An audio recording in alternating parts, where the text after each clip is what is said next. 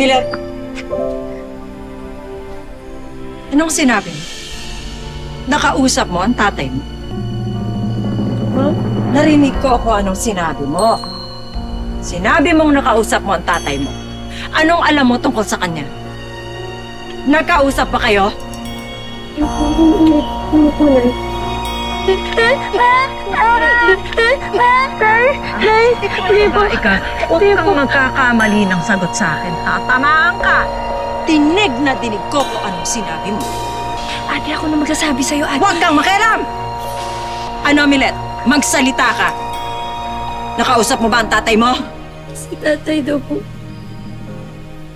May bago ng asawa. Ate! Uy! Ate!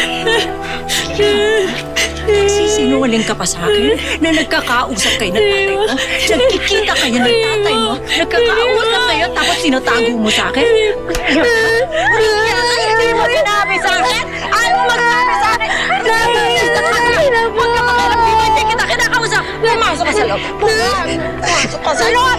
Diyan ka sa masasaktan ka na! Diyan ka na! Huwag kang makialam! Chak! Tigilan mo naman yan! Chak! Wala po talaga, hindi ko po alam. Ito igaganti mo sa akin? Walang kwenta mong anak. At sarili mo nanay, sinasusak mo sa likod. Wala ka talaga kwenta. Kung alam ko lang, noon pa, hindi na kita binuhay na magiging ganyan ka! Wala kang kwenta! Eto.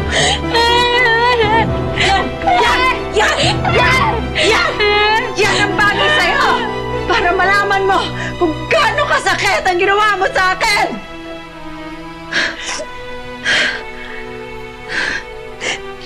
Po kayo dyan sa akin eh.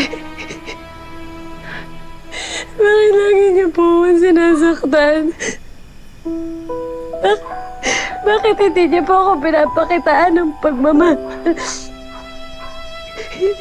Hindi ba anak niyo po ako dapat kayo po ako nang nagmamahal sa akin? Hindi! Hindi!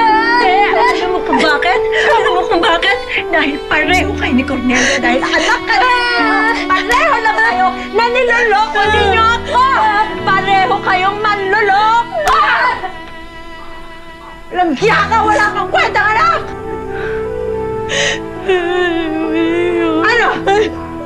Ayoko na po. Kulang pa yan? Ayoko na po. Sa susunod pa, duduguin ko yung muso mo!